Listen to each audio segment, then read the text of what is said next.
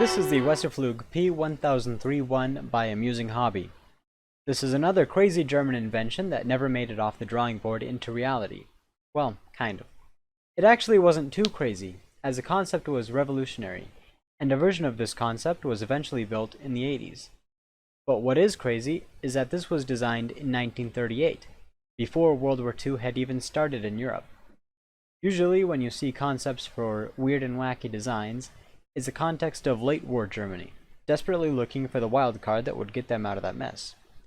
Instead, this was designed in a different context. In 1938, Germany was still in the process of rearmament. After their clandestine operations were disclosed in 1931, the rearmament policy of Great Britain was activated, and the nations began a race to prepare for war. The Weserflug comes in, of course, near the finale of that preparation. Germany was in full swing. Its factories occupied building tanks, planes, artillery pieces, and the like.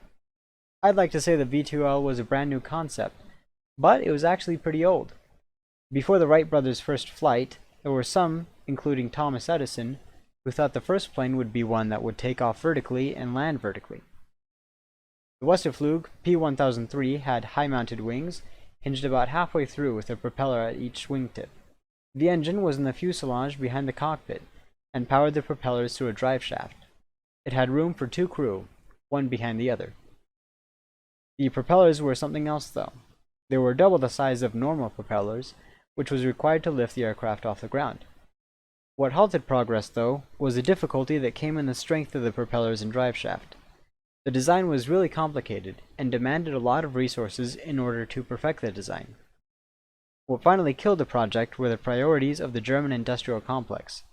Experimental designs would have to take a seat on the back burner, while Germany continued its rearmament process with more tried-and-true designs.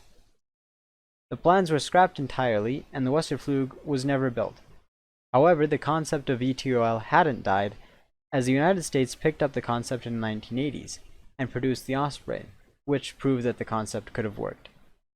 This kit is available for purchase from MRS Hobby Shop in Salt Lake City or Sandy, Utah, or online at kitlings.com.